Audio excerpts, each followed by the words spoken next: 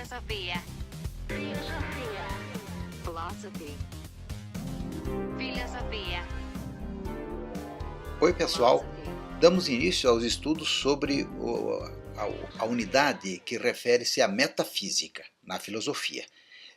Hoje nós chamamos de ontologia, né? Mas vamos entender todo esse processo apresentando inicialmente a origem da metafísica. Nesta imagem de Rafael Sanzio, que está no Vaticano hoje, nós temos vários filósofos de épocas diferentes. Aqui está, por exemplo, Sócrates e o seu discípulo Platão e o seu discípulo de Platão, Aristóteles. Platão está apontando para o alto.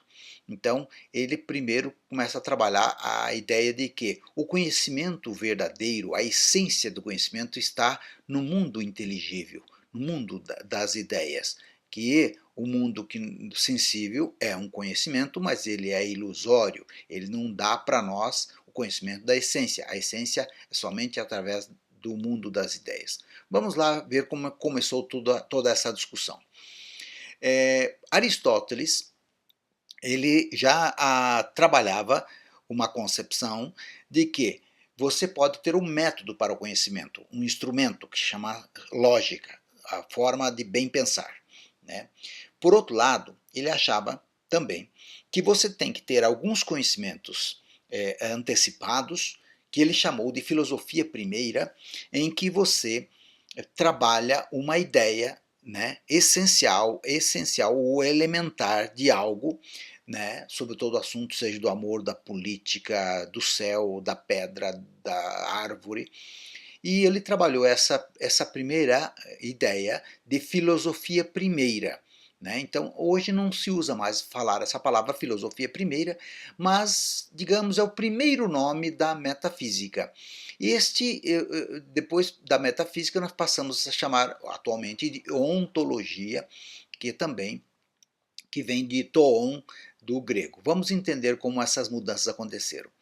A metafísica ou a ontologia tem uma perguntinha, sempre faz, é importante. Quem quiser entender o que estuda a metafísica, a perguntinha é: o que é? O que é o amor? O que é uma coisa? O que é uma árvore? A partir daí, você vai eliminando as coisas acidentais, menos importantes, e você se concentra naquilo do que é para todos, todas as árvores. O que tem todas as árvores? Elas são diferentes, mas ela tem uma essência. Percebe? Que é uma perguntinha norteadora. O que é metafísica? A metafísica pergunta o que é. Né? Então, os filósofos gregos começaram a trabalhar a ideia do nada como, como uma coisa que você não pode pensar, que você não pode trabalhar. Mas o não ser, que é o contrário de algo, é um assunto que você pode pensar. Então ele não falaria num objeto, na coisa em si, mas ele falaria no ente, que é a essência do objeto. Objeto, uma pedra, né, tem tamanho e tudo mais, mas um ente não tem um tamanho, tem uma constituição, né? Porque uma pedra pode ser grande, pode ser pequena, pode ser uma cor tal, né? E o ente, ela independe disso para você perceber a essência. Então, não falaria, por exemplo, em consciência, mas em psique ou alma, né? Que é aquilo que é um conhecimento que foge da materialidade. Então, a questão da metafísica é além das coisas físicas. Então, a pergunta, repetindo, é o que é? Então, quando você quer discutir a questão metafísica, você pergunta o que é. Né? Daí você está tratando da metafísica. Então, as primeiras indagações metafísicas, nós devemos entender que esse tem dois sentidos. Esse sentido de existência, que existe, né? Eu sou. Então, eu sou porque eu existo. Mas eu sou o quê? Eu sou um ser humano. Então, a natureza própria, daí a essência. Então, a palavra o verbo ao mesmo tempo é a existência e a essência. A gente percebe às vezes nas línguas diferentes, por exemplo, em inglês não existe eu sou e eu estou, porque é o mesmo verbo, I am, é o mesmo no sentido de existência e no sentido de essência, daquilo que você é efetivamente. E isso seria uma realidade que estaria ao alcance das pessoas ou ao alcance da razão. A metafísica investiga então os fundamentos, os princípios, as causas, né, de todas as coisas, por que é, por que são, por que existem, né? Essas perguntas refletem essa questão toda. A metafísica passou por três grandes períodos. De Platão e Aristóteles, quando começaram a trabalhar os métodos para chegar ao conhecimento metafísico, até Hume, que Hume, né, também em inglês, com uma palavra mais inglesa, que no século XVIII vai começar a questionar isso como que isso não é uma essência, é um hábito, né? Hume vai dizer que é um hábito. Então, todo o esforço de conhecimento estava centrado no objeto, ou na realidade, sempre no objeto. Como se o objeto se desse por conhecer, era racional por si. De Kant, depois do questionamento de Hume, vem Kant, a Husserl, no século XX, que até o século XX, o Husserl até o século XX, né, que começa a trabalhar uma relação não só do objeto, mas o sujeito do conhecimento, nós, né, e na relação sujeito-realidade. Começa então a discutir. Primeiro Kant começa a falar que existe o sujeito, tem alguns conhecimentos pré-estabelecidos, portanto a realidade tem que ter uma relação com essa questão. Husserl vai trabalhar a questão da fenomenologia, que não existe objeto, não existe sujeito, mas existe o conhecimento na relação, um dependente do outro, num vai e vem constante. E atualmente a metafísica contemporânea, a partir de 1920, trabalha mais a questão do significado, da descrição e aquilo que é apreendido na consciência. Então eu descrevo aquilo que eu apreendo sobre a essência do que é. Então hoje, então, inclusive a palavra usada é ontologia, que pega do grego dizendo o ser sendo, né? Aquilo que está sendo, que está acontecendo, que eu percebo, né? Então, os períodos, nós percebemos que, primeiro momento, investiga a realidade em si, né, características do conhecimento que é a priori, antes da experiência sensível, e distingue entre ser e parecer, por si e em si, o ser em si. Hume vai trabalhar que esses nomes são nomes gerais, não correspondem à realidade, mas vem no hábito. Então, primeiro entendimento, desde Platão, Aristóteles até Hume, é a coisa em si, que começa a ser questionado por Hume. Kant passa então do conhecimento da capacidade, a pergunta é da capacidade do ser conhecer, a razão. A razão não tem coisa estabelecida nela mesma, não tem algo que antecede para o conhecimento, até Husserl, quando vai trabalhar a questão do fenômeno, aquilo que significa para nós. Então, não abandona-se esse período de Platão, Aristóteles até Hume, a coisa em si é abandonada, passa o conhecimento para nós, sujeito e objeto, no mesmo instante. E atualmente, o terceiro momento, a relação do mundo-homem é descritível, né, aonde tem um modo de existir, investiga a essência dos entes, investiga essa relação necessárias, as várias formas de você conhecer um ente, a percepção, imaginação, memória, linguagem, intersubjetividade, ética, política, arte, técnica, e descrever a estrutura da realidade. Essa estrutura da realidade é de acordo com a consciência, como nós já estudamos sobre a questão do conhecer.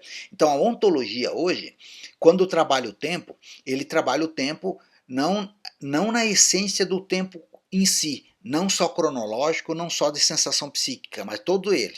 Então, para mim, a questão do tempo passa a ter uma questão de percepção, de memória, de linguagem, na questão psicológica. O tempo também tem uma dimensão ética, uma dimensão política.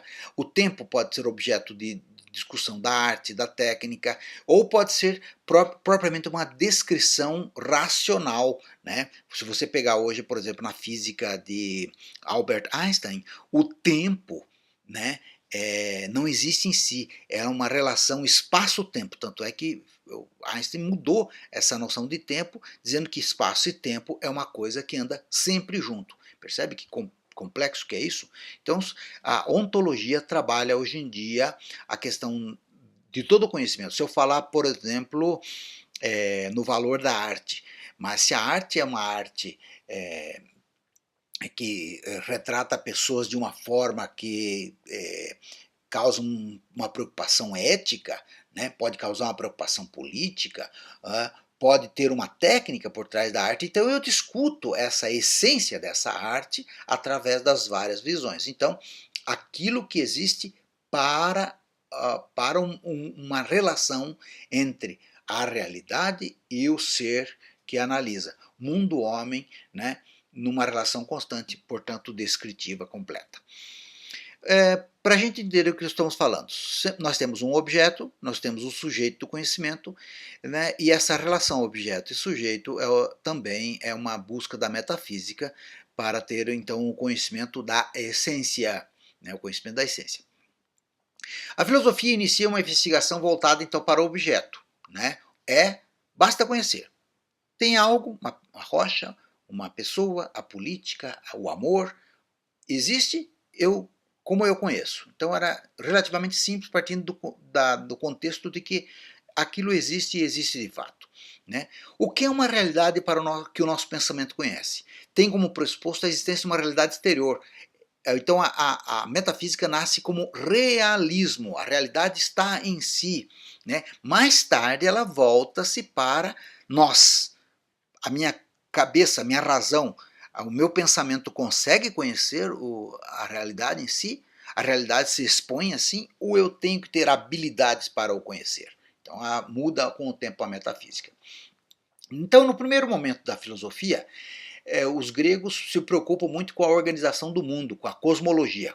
Como era o caos, é desorganizado, mas nós temos uma cosmologia, que é uma organização, mas que muda. O dia é a noite, o quente vira frio, o úmido vira seco, o seco vira úmido, assim por diante. Então, como é que eu posso conhecer? Então, num primeiro momento, a filosofia começa a perguntar, começa a se espantar, a admirar o mundo, né? E percebe esse ordenamento. Então, busca uma explicação dessa ordem, e a primeira explicação é da physis. O que é a physis? A metafísica, então, lentamente passa a perceber que tem a physis, que é uma essência imperecível, primordial, que está nas coisas perecíveis.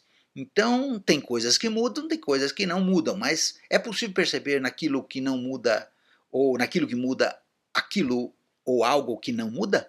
Então, a metafísica deixou de lado as mudanças para buscar aquilo que não muda.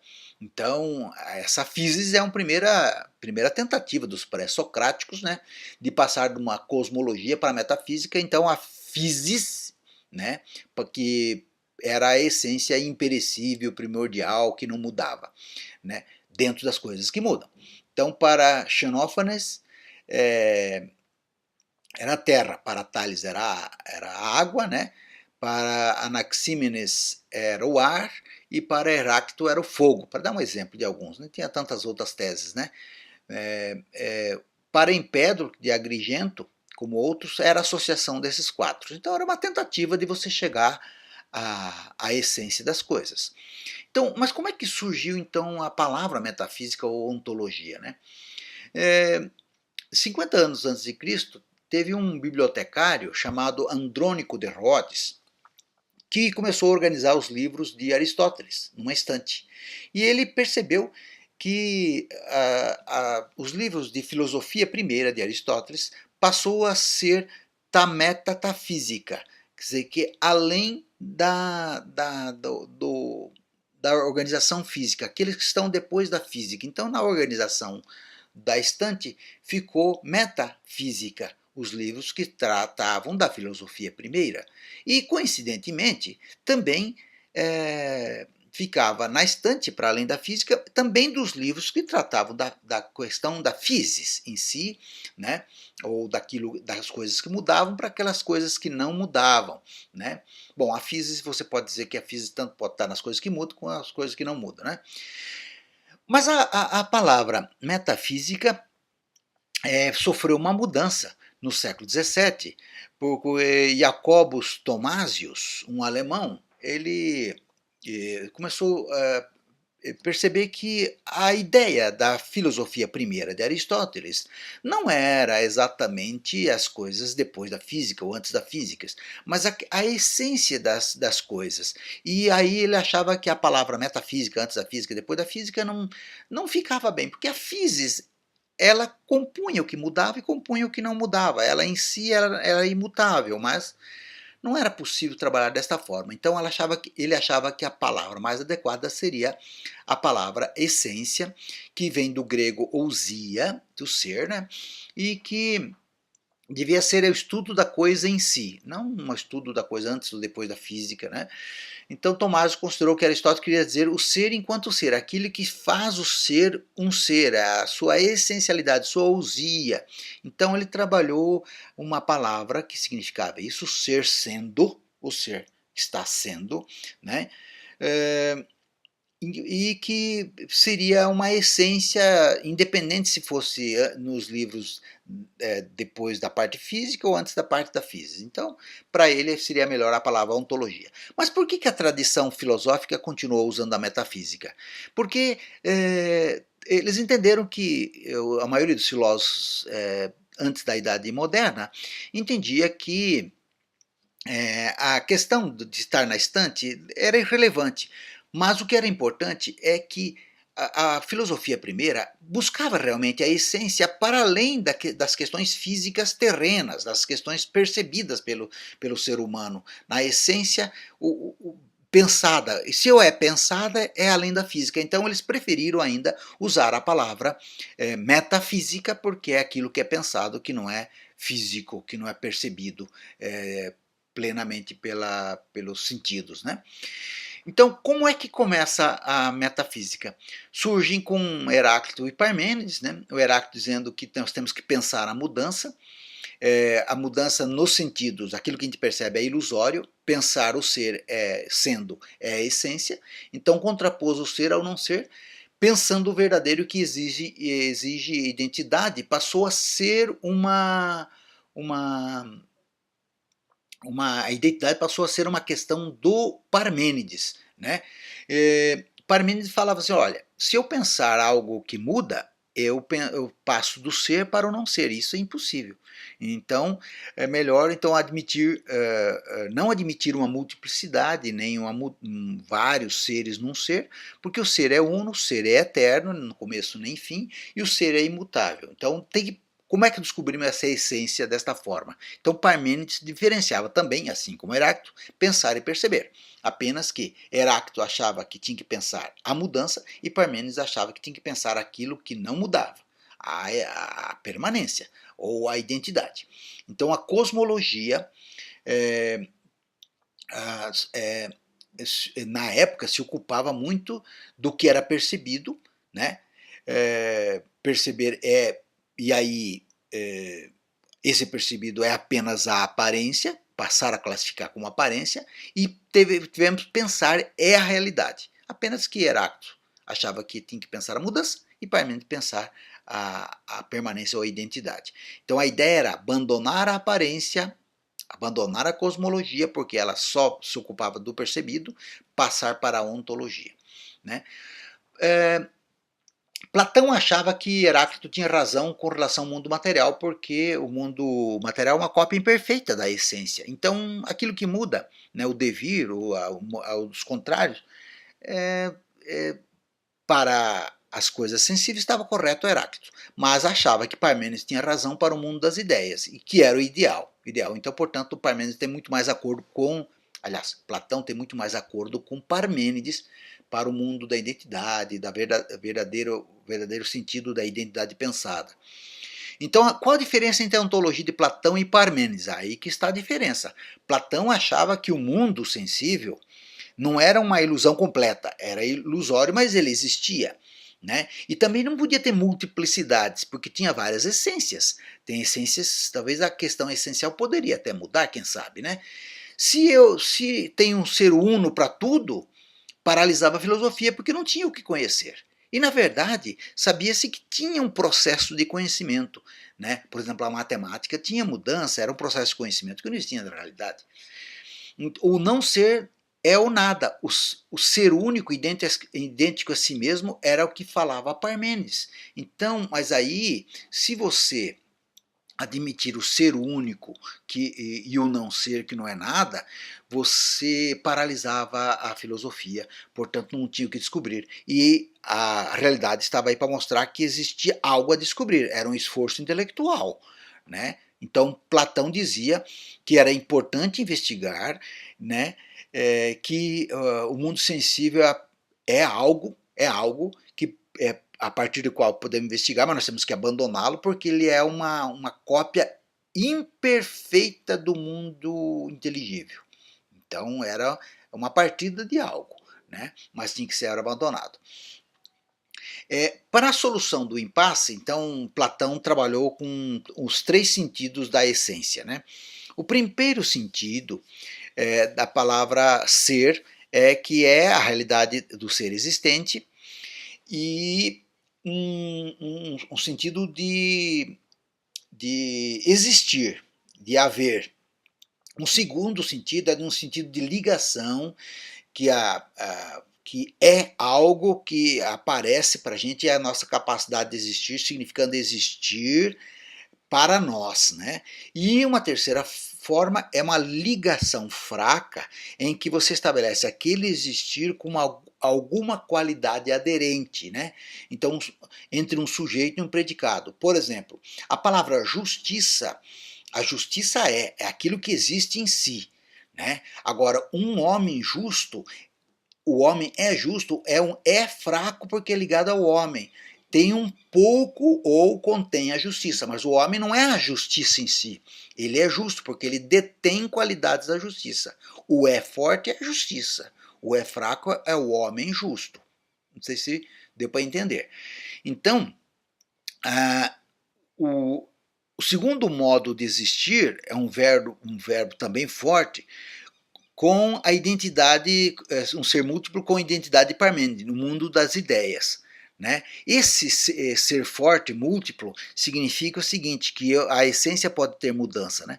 Um terceiro, um ser verbo fraco, liga o predicado à essência. Uma ideia existe um conjunto de qualidades essenciais. Então aqui, na verdade, a gente consegue entender esses três S aqui de Platão, no seguinte sentido. Justiça seres humanos podem ser justos. Então, seres humanos podem ser justos porque está na direção da essência forte que é a ideia de justiça, inteligível. Né? E aí, as pessoas podem ser justas ou não, pouco justas, bastante justas, né? Mas é impossível ser totalmente justo com plena justiça, porque a justiça é o inteligível. A pessoa pode ser justa, mais ou menos justa, então tem um predicado. Então, eu vou dar um outro exemplo. Da cor e objeto colorido. A cor é a essência em si. Mas para ter a cor, tem o existir da cor, como verbo forte, tem que estar ligado a alguma coisa. Né? Então, há objetos. A cor não existe em si. Mas a tinta é colorida. Não, mas aí está falando da tinta. A tinta pode ser amarela, pode ser azul, pode ser verde. Né? Mas a essência, a cor, é o pensamento essencial.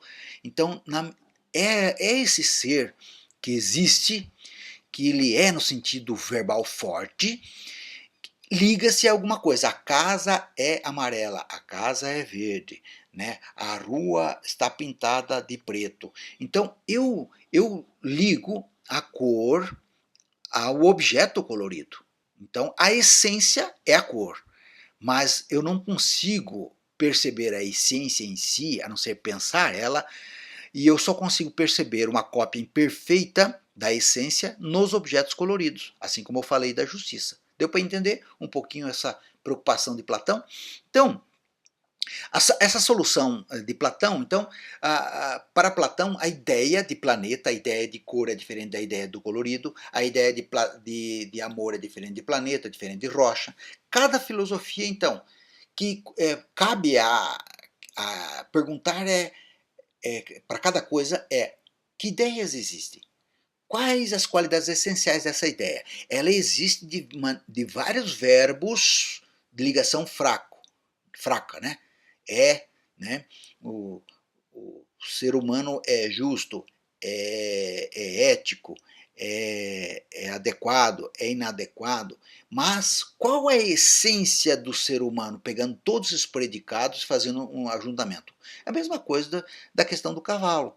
Nós temos a ideia deste cavalo, aliás, nós vemos este cavalo, nós vemos este cavalo, a partir daí nós percebemos formas iguais, esse aqui tem um jeito diferente, uma parte branca, mas ele é cavalo. Qual é a essência? A essência está aqui, essa ideia formado na nossa mente, portanto é o mundo apenas inteligível para Platão que dá a forma do cavalo. O perfeito está aqui, aqui a cópia é imperfeita, né? Porque o mundo inteligível criou a essencialidade do pensamento, né?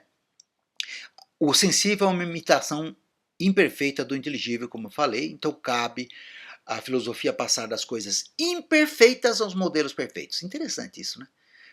O que eu vejo de imperfeito aqui, né, por trás tem alguma coisa perfeita que eu devo ser pensado. Então, essas imperfeições eu tenho que abandonar. Então, para abandonar as imperfeições para chegar ao modelo pensado perfeito, eu tenho que usar um método chamado dialética. Lembrando sempre que eu gosto de lembrar de um esquema mnemônico de diálogo, discussão, dialética, debate. Então, a dialética era um debate que é um caminho longo, era um método, né? Através do diálogo, passa de uma opinião para um conhecimento mais consistente, chamado episteme. Passa, então, o método, o caminho, método é a direção, odos, caminho, apontando para um rumo, da opinião, da doxa, para a episteme. O exemplo é do banquete de Platão, em que as pessoas estão fazendo uma festa e começam a discutir, perguntando o que é o amor. Então, um deles diz que é um sacrifício pelo amado, de fazer o bem, né? Uma outra pessoa vai dizer que é o amor sexual breve e diferente do amor espiritual eterno. Então o amor pode ser breve, pode ser eterno. Um terceiro diz que não é limitado a duas pessoas. O amor é uma coisa que ordena o mundo. Uma quarta pessoa vai dizer que é a volta de duas pessoas, porque pelo mito do Eros, as pessoas eram andrógenas, né? Eram pessoas duplas, dois machos numa mesma pessoa, duas fêmeas numa mesma pessoa, e eles foram separados, e hoje cada um procura sua parte, sua metade. Às vezes sua metade pode ser no sexo diferente, mas elas se completam, no mesmo sexo elas se completam. E uma quinta pessoa, o anfitrião da casa, diz que o amor penetra a alma, é uma essência por si só, desfaz a violência, inspira o artista, tem várias formas de aparecer nas pessoas. Era uma essência difícil de ser buscada, mas que aparecia nas pessoas de formas diferentes. Sócrates prefere então tocar mais fundo e às vezes até desagradar um pouco, porque ele não preferia não emitir opinião, mas buscar a essência. Por isso às vezes ele era um pouco petulante pela a opinião da época das pessoas. Então Sócrates diria que Afrodite foi uma festa, lembrando que ele usa ainda a mitologia para dar racionalidade àquilo que ele está pensando. Afrodite foi feita uma festa, lá, nascimento de Afrodite. Penúria, que era uma deusa, comeu os restos e deitou-se com Astuto, que estava por ali, porque a Penúria foi na festa e queria ter um filho com Astuto, com alguém, né?